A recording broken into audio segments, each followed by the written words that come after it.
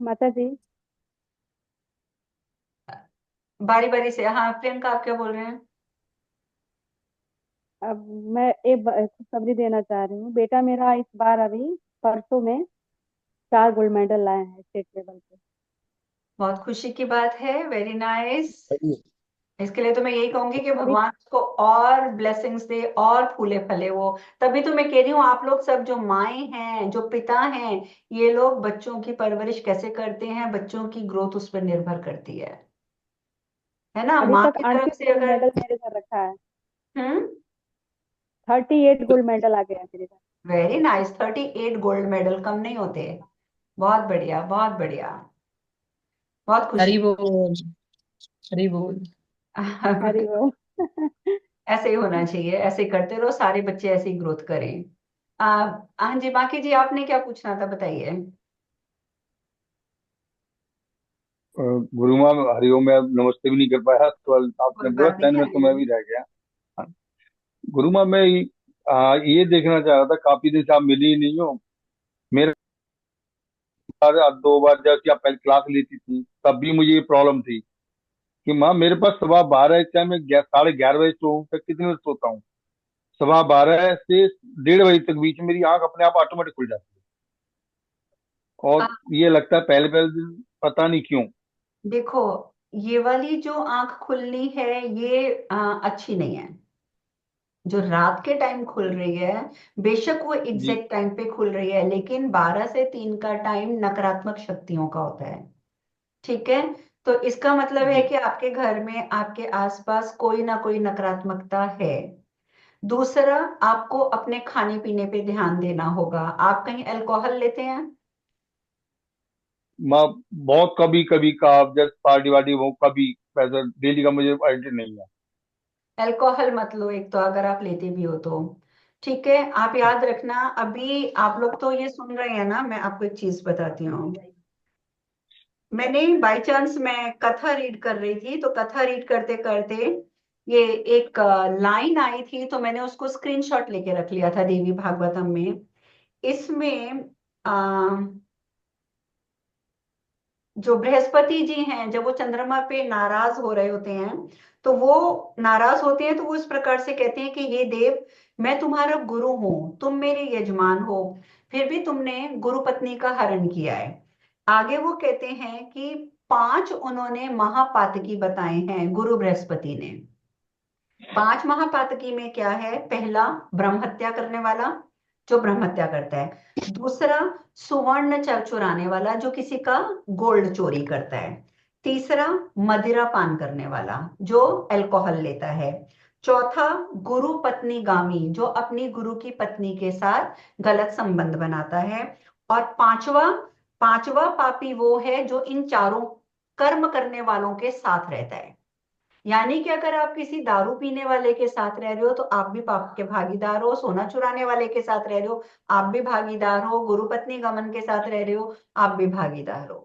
तो पांचवा जो भागीदार है, वो है जो उन चारों में से किसी एक के साथ भी रहता है। तो आप यहां से नोटिस कीजिए, हमारे वेद पुराणों में लिखा है कि जीव हत्या तो सर्वदा पाप है। अगर आप नॉन वेजिटेरियन हैं, आप कुछ भी कर लें, आपके पाप कर्म नष्ट नहीं होंगे। वो बढ़ते ही जाएंगे, डे बाय डे इंक्रीज होंगे। आप अगर अल्कोहल लेते हैं, किसी भी प्रकार का नशा करते हैं, तो भी आपके पाप कर्म उसी स्पीड में बढ़ेंगे। अब कई बार पत्नियां मेरे पास आती हैं जो ये कहती हैं, हम तो नॉनवेज भी नहीं खाते, हम तो अल्कोहल भी नहीं लेते, लेकिन हमारा पति लेता है, और हमारी मजबूरी ये है कि वो पति है, हम उसे छोड़ भी नहीं सकते नेचुरली। अब शादी हुई है, लड़कियां बेचारी निभा रही हैं। तो इस कंडीशन में हमारे वेद पुराणों में कहा गया है कि यदि आपका पति ये कर्म करता है, ठीक है, आप उसे समझाने का प्रयास कीजिए। अगर आप समझाने में सफल हैं तो ठीक है, नहीं है तो भी उसका पाप कर्म, पति के उस चीज का पाप कर्म पत्नी को नहीं लगता है। क्यों? क्योंकि पत्नी कोशिश कर रही है कि वो सुधर जाए। पर अगर पति नहीं सुधरता है, तो कहीं ना कहीं पत्नी की कोशिश का फल उसको जरूर मिलता है, और वो उस पाप कर्म से बच जाती है। क्योंकि देखिए, हमारे हिंदू धर्म में, ये आपको पता है, मुसलमानों में तलाक शब्द है ना?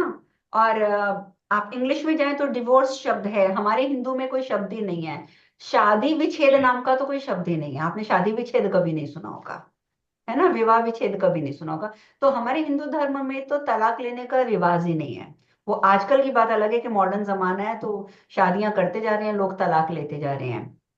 पर बेसिकली हमारे, अगर हमारे आप किताबें उठा के देखें, हमारे पुराण देखें, तो कहीं पे भी लिखा ही नहीं है, यहाँ तक कि ये अभी बृहस्पति जी का इसी देवी पुराण में। पर इस चीज को प्लीज औरतें गलत मत लेके जाएं, क्योंकि वो उस समय की बात है जब सतयुग था। ठीक है, तो उस टाइम पर जिस तरह जो भी बातें गुरु बृहस्पति जी ने मेंशन कर दी, उन्होंने लिखा, अगर इस कथा में आगे आएगा, मुझे नहीं पता आप उस वहां तक पहुंचे नहीं पहुंचे, कि गुरु बृहस्पति की जो पत्नी थी तारा, वो बहुत सुंदर थी और चंद्रमा ने उनका हरण कर लिया था। और गुरु पत्नी जो थी तारा, वो भी चंद्रमा के टुवर्ड्स बहुत ज्यादा आकर्षित थी। तो वो दोनों ने एक साथ रहना शुरू कर दिया था। तो काफी टाइम तक दोनों एक साथ रहे। तो जब गुरु बृहस्पति ने बोला कि भी चंद्रमा को कि तू तो मेरा शिष्य है, तो तू मेरी पत्नी को अपने पास रख के क्यों बैठे, मेरी पत्नी को वापस कर दे। तो चंद्रमा ने मना कर दिया था कि नहीं, आपकी पत्नी बहुत सुंदर है और वो आपके लायक भी नहीं है। जैसे आप हो, आप उस पत्नी के लायक नहीं हो, आपकी पत्नी तारा मेरे लायक है। मैं भी सुंदर हूँ, आपकी पत्नी भी सुंदर है, तो हमें आप हमारे रिश्ते में रहने दें।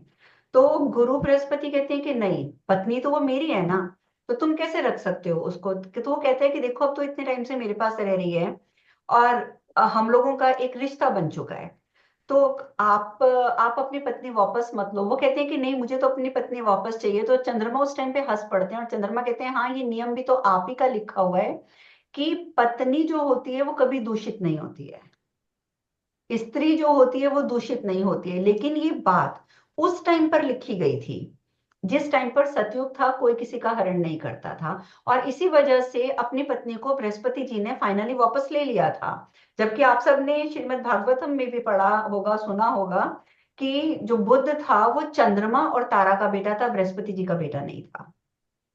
लेकिन ये सब चीजें तब फलीभूत होती थी, ठीक है, क्योंकि तलाक का नियम ही नहीं था।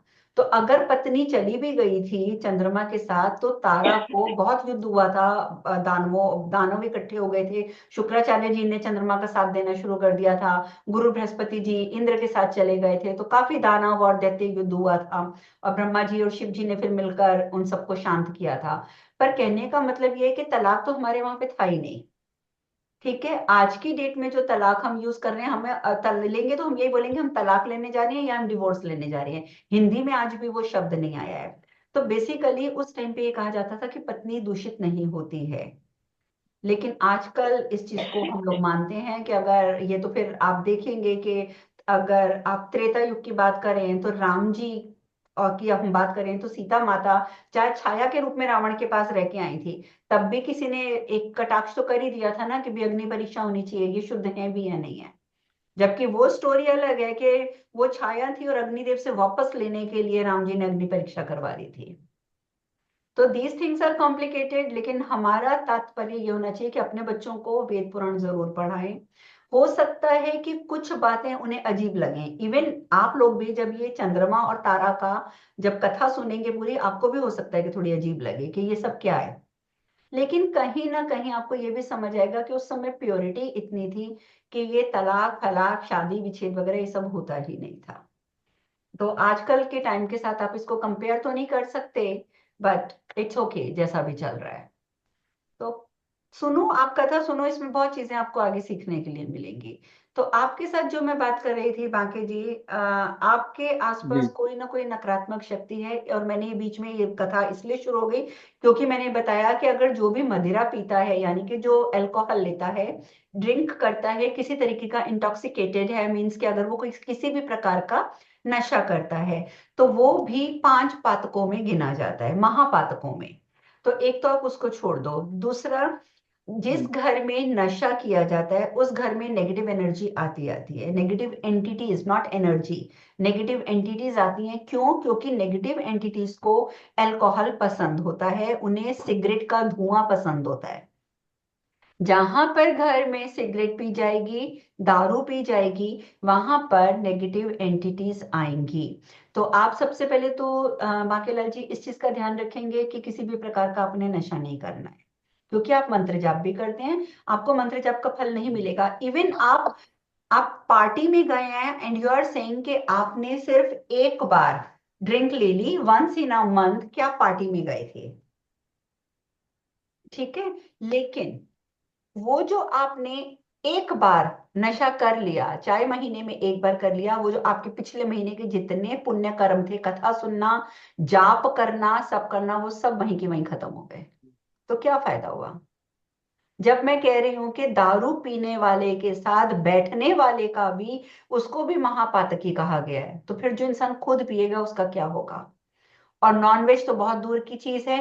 तंत्र विज्ञान में कहा जाता है कि बलि का प्रावधान है, लेकिन हमारे 18 जो पुराण हैं उनमें कहीं बलि का प्रावधान नहीं है।